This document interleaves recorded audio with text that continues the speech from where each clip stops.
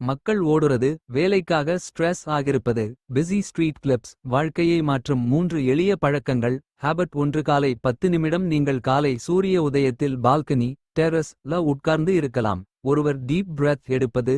Dairy எழுதுவது. Tea coffee குடிப்பது.